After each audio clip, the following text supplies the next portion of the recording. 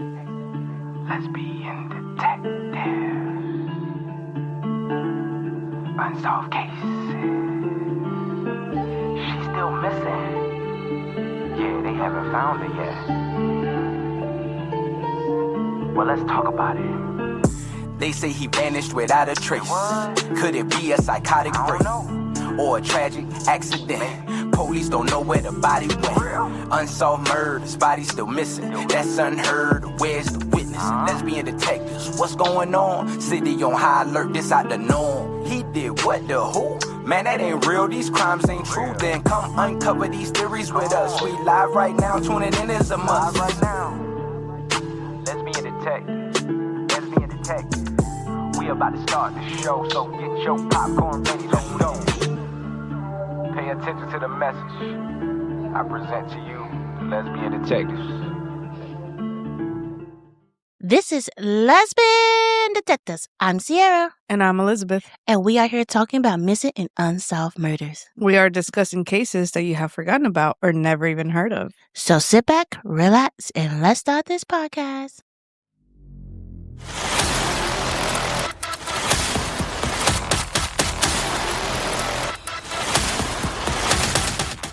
Welcome back, everybody. Thank you for joining us on a new episode. And this case right here has been suggested. And it's actually for my wife. And it's a funny backstory. If anybody remember, we did a case on e-money and my wife basically cried. Sent a similar case for my wife. She like, I want to see if Elizabeth gonna cry again. Oh my God. So I laugh. I think it was because it was close to that time of the month, honestly. But we'll see. We'll see if I'm really a baby or if it was just the hormones. This case is for my wife. And see if them tears gonna fall. Yeah. Now let's get into the episode. It started like any ordinary morning. The sun rose, the roads were quiet, and the world seemed calm, safe even. But behind closed doors in a home that appeared ordinary, something was wrong. A child was missing, or so everyone was told. The truth, however, was far darker. For years, life had been hidden, a story silent, a suffering that no one saw. Every lie, every secret, every careful deception kept the world from noticing the unthinkable reality. This isn't a story about disappearance. It's about what happened when people entrusted to protect a child become the source of the greatest harm. It's about the slow unravel of innocence, the quiet endurance of pain, and the courage it takes to finally tell the truth. Behind the walls of a seemingly normal home, a nightmare unfolded. One that will shock a community, devastate a family, eventually reveal the depth of human cruelty in ways no one could have imagined. This is a case of Erica Parsons. Erica Parsons was born on February 24th, 1998, North Carolina. She came into the world already surrounded by hardship. Her bio mom, Caroline Parsons, was young, struggling, and overwhelmed, trying to care for Erica along 3 other children. Erica's bio father, Billy Dean Goodman, battled severe substance abuse and was in trouble with the law many times. Years later, he would die in January 2016 from natural causes, long after Erica herself had vanished. Caroline loved her daughter. Knowing she could not provide the care for Erica's needs and fearful of placing her in a foster care system, Caroline made a painful decision. In 2000, she agreed to allow Erica to be adopted by family, her ex-husband Steve Parsons' brother, Sandy Parsons, and his wife, Casey. Caroline believed Erica would be safer and better cared for within her own family. The Parsons lived in Rowan County, near Salisbury, in what appeared to be a quiet, close-knit community. Neighbors knew one another. Families were expected to look out for their own. From the outside, the Parsons household looked stable, even wholesome. Sandy and Casey already had children. They attended church regularly. Casey told others she homeschooled the children through a registered Christian homeschool. The family appeared polite, involved and deeply rooted in their community. On paper, Erica seemed to have everything a child needed: a home, parents, siblings, and structure. But appearance can be deceiving. Erica was born with a disability, including hearing loss, which was discovered during the brief period she attended public school. Based on her physical feature and reports of intellectual disability, experts later suggested it was likely she also had fetal alcohol syndrome disorder. To help with her care, Sandy and Casey Parsons received federal assistance for Erica's disability, as well as additional state funds tied to her status as an adopted child. For reasons never clearly explained, Casey removed Erica from public school at a young age and brought her fully under the umbrella of homeschooling. North Carolina limit oversight of homeschooling regulation made it easy to register a home-based school, especially in a rural area like the Parson property outside Salisbury. Once Erica disappeared from the public school, there were few safeguards left to monitor her well-being. There was no teachers checking in, no questions. What happened next unfolded behind closed doors. There's no evidence that Erica was ever truly educated in the Parson home. Her disabilities were not accommodated. Instead, they were punished. According to later testimonies, Erica was systematically abused, starved, and neglected for years leading up to her disappearance.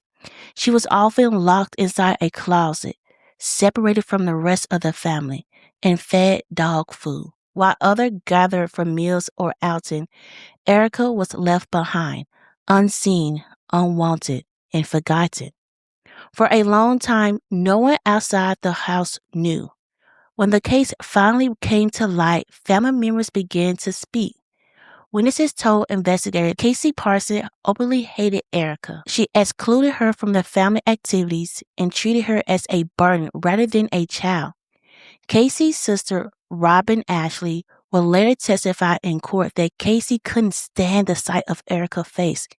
She refused to let Erica call her mother. Robin told the courts that Casey admitted to assaulting Erica and confessed she was afraid she might lose control and kill her. Robin explained that Casey believed Erica reminded her of Caroline Parsons, a woman she deeply resented. And in Casey's eyes, that resemblance became justified. In child abuse cases, it is tragically common for one child to be singled out, a scapegoat, for reasons that have nothing to do with the child. Disability is a common factor. When those factors overlap, the risks escalate. And in some households, the abuse doesn't stop with one person, it spreads. This is what happened to Erica. Her adopted brother, Jamie, later testified he was encouraged to help in the abuse. He said it began when he was just 5 years old, continued until he was 16. One point, Jamie admitted he broke Erica's arm. Wow. By the time Erica Parsons disappeared, already been going on for years, and the system meant to protect her never seen it. To the outside world, Erica Parsons was a quiet child, being raised in a religious home by family who claimed to love her. But inside the Parsons household, the reality of Erica's life was far different and far darker than anyone realized. By 2011, Erica was 13 years old, still a child in every way that mattered. Small hands, soft hair, eyes that once sparkled, now dull and worry. But the Parson home was no place for a child to grow. Her siblings will later recall how thin she had become. Pale, exhausted, her skin had taken a grayish pallor, or walking required more strength than she had. Erica complained of the constant pain, dizziness, nauseous, each time she asked for help. Casey Parsons dismissed her with cold indifference. "I don't care," she told her once. "Get back in that corner." Erica's life became defined by isolation.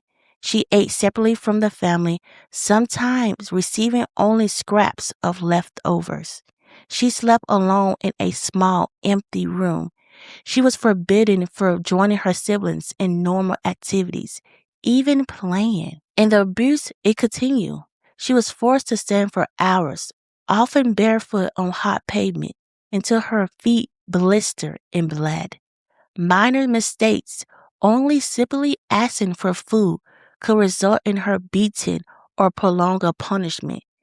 Every day, Erica learned the same lesson. Nothing she did could make her safe. No one inside that house will protect her. Outside the home, the Parsons family carefully maintained an image of normalcy. Casey smiled at her neighbors. She attended church. She volunteered. She presented herself as a devoted mother. Anyone passing would have seen a quiet, religious family and nothing more. The breaking point came in November 2011. Siblings would later say they remember that day clearly. Erica collapsed inside the home.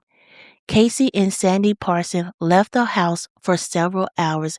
When they returned, Erica was gone. Questions came almost immediately from family and neighbors, from people who noticed her absent. Casey Parsons already had an answer prepared. She had gone to live with her grandmother in Asheville. It was a detailed story. Casey described her grandmother as kind and eager to take Erica in. She told people Erica was happy, safe, and thriving in her new home.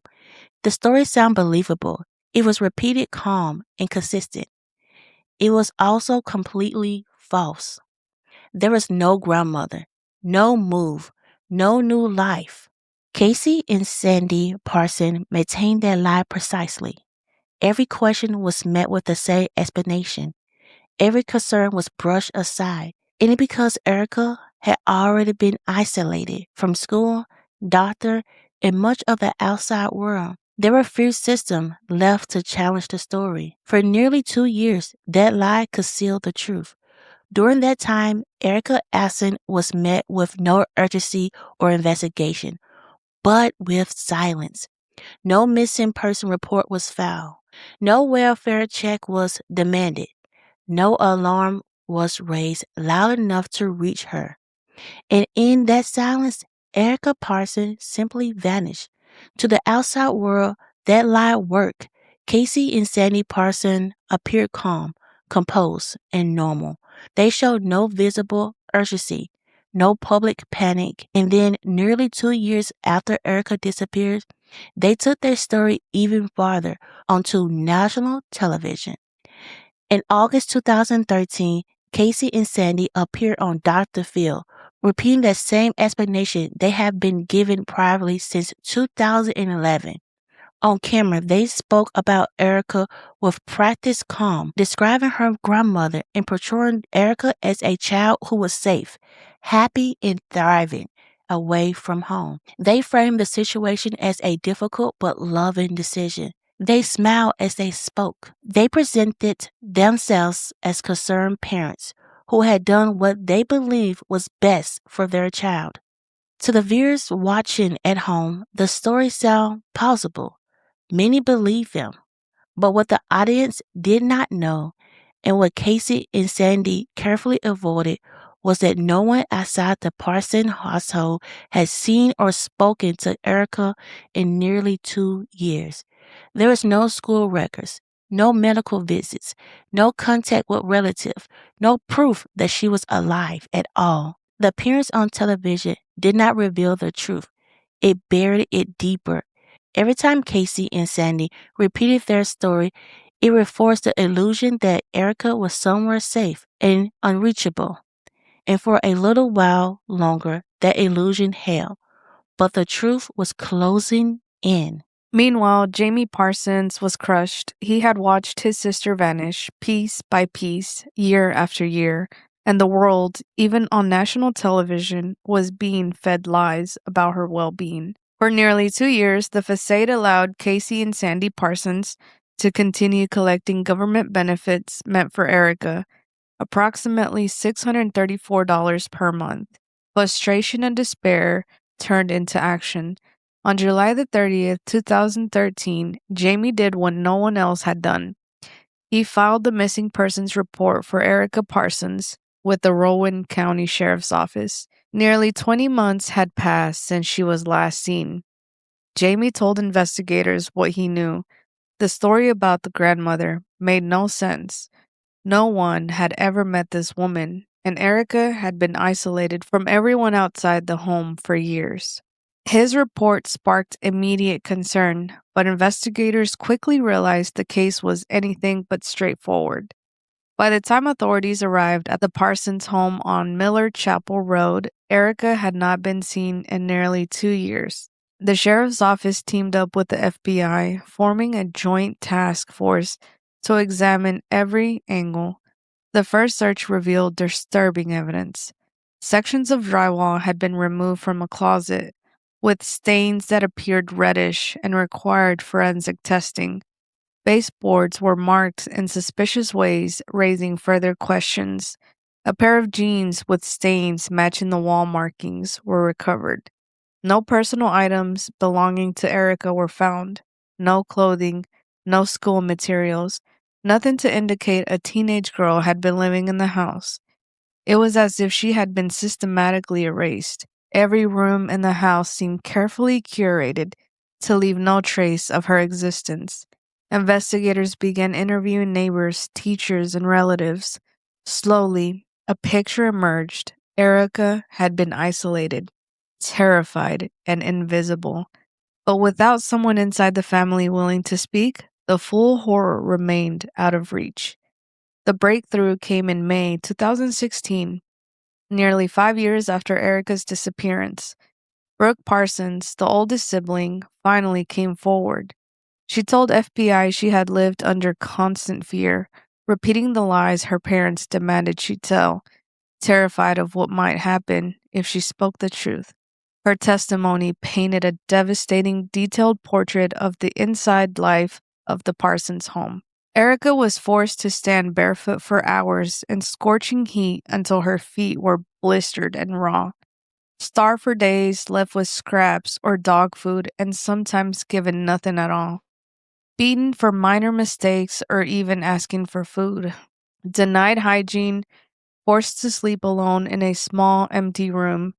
Hidden from the world, effectively erased from any semblance of normal life. And then came the most shocking revelation, the circumstances of her death. According to Brooke, after Erica died, Sandy Parsons poured bleach over her body, placed her remains in a plastic container, and went about the day as if nothing had happened, even attending a holiday party.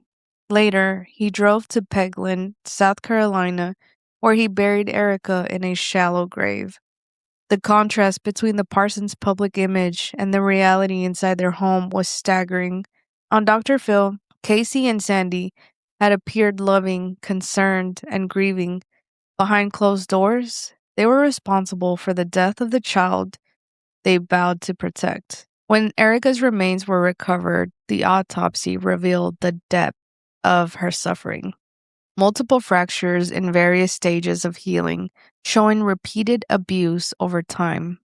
Severe malnutrition and chronic dehydration, stunned growth consistent with prolonged neglect.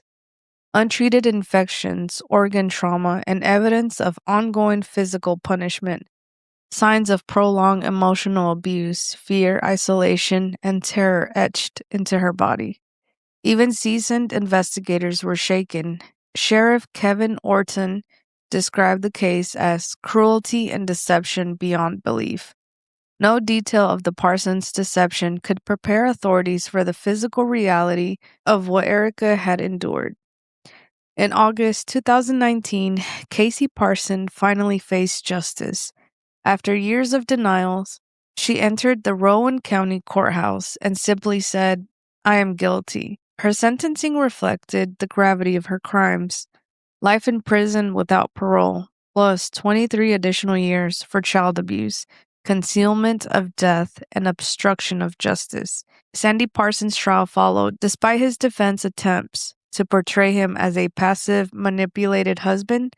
The evidence was overwhelming. He had participated in covering up Erica's death, failed to intervene during years of abuse, and perpetrated the lies that fooled family, authorities, and the public.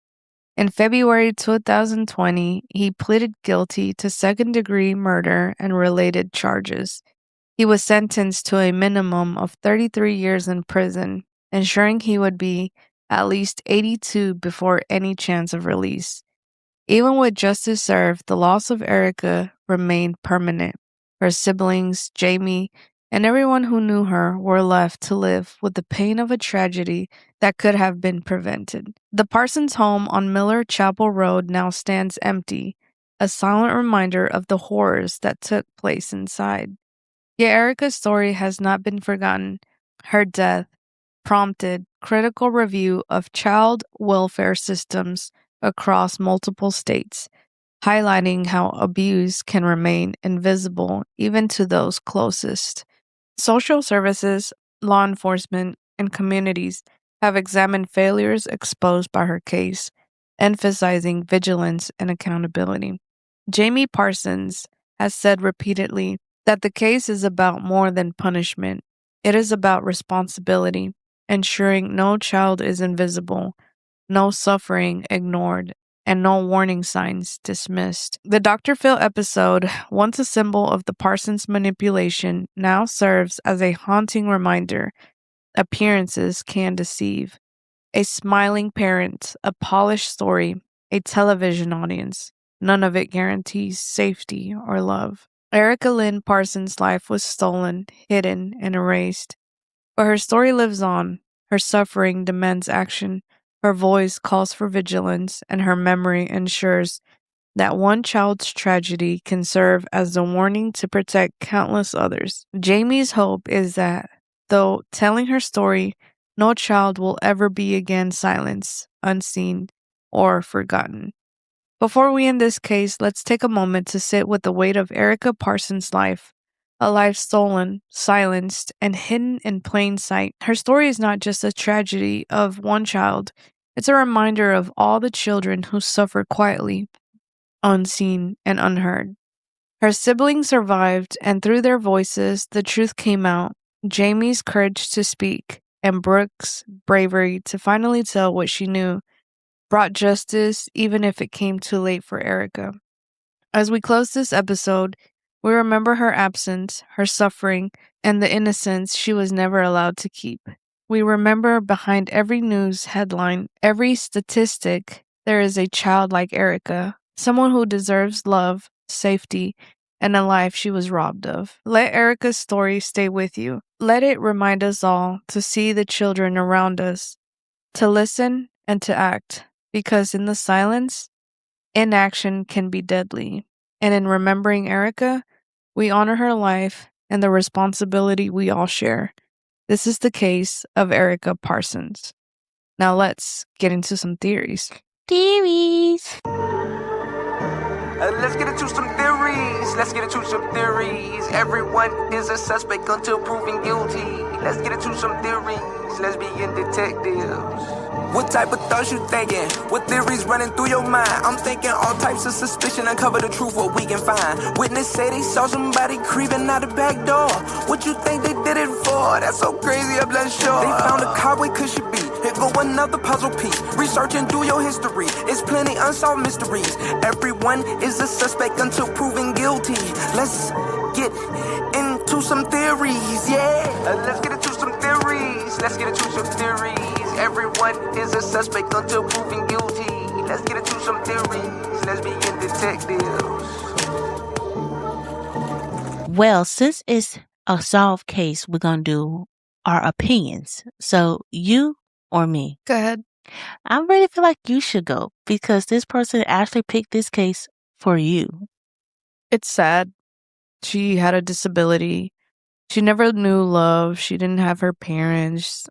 And it was just living in fear, being abused. There was nothing good about her life. And it is very sad that she was 3 years old when they got her and 13 when she disappeared. I'm holding back the tears, honestly. I don't think anybody deserves to be treated like that, being fed dog food, being abused every day. And it's just simple necessities such as water, food, being out in the sun until your feet blister. Like, that's sad. Mhm. I really wouldn't wish that on anybody. And the fact that these monsters, like, did it for so long. So, it's just sad that a lot of people actually saw this abuse going on and didn't care. Like Casey's sister said, she was like, "Oh, like Casey hated this kid. She was abusing this kid. She thought like one day she might kill her." And as an adult, if you hear your sister say this about a kid, why are you like, "Oh, let me get this kid out this situation"? Yeah. Like your sister told you like she's abusing this kid, that she hate this kid. But you're like, "Oh." So that's the messed up part, that like people knew. Like y'all figured out when she was gone, like, "Oh my God, like she's gone." But you had to see that she was getting skinny, that she wasn't getting the care that she need. You had to see this, like, "Oh, Erica's never around the family. She's always inside this house." Like, do we not care about kids these days? Are we too scared to rock the boat because you want to keep the family together? Like Casey's sister, I'm calling you out. Like, I feel like a lot of people that actually abused her or saw the abuse should get charged. I'm sorry. Like, if you saw it, if you saw it or you did it, you should get charged to me. I'm sorry. There's no if, ands about it. I'm not calling Caroline a bad mom, but her child did. She seemed like she was drinking with her child in the womb too. Yeah. So that's another thing. Like, Erica didn't have a beginning, like even in pregnancy in her mom's womb, she wasn't getting the nurture that she needed. I'm not saying like she was a bad mom. She did all this stuff. I mean, she tried. It's sad because she did try to give her child a happy house, a home. She tried to give it to somebody that she thought that would love and care for her. So it's like, okay, we see that you're doing right, but Erica But didn't she get. just stopped there. Yeah, I mean, we don't know what that conversation could have had. Because, I did have a family member that was adopted through the family, and the adopted mom was like, "Hey, you're not allowed to be around her. Like, you can't speak to her until she's 18." So I could see that happening, I didn't even know that was my auntie daughter for longest. And I just don't understand, why would you take a kid in that you don't want? Like, I rather just say no. Mhm.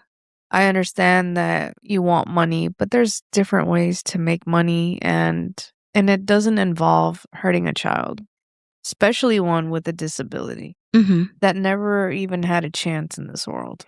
I think it was the Christian way to do it, because they was like volunteer in the community. There was all this stuff. And they have this woman that's struggling, asking them to help her out. They didn't want to look bad. They're like, "Let's help this kid out." I personally, if it was me and I knew I couldn't do it, I just couldn't do it.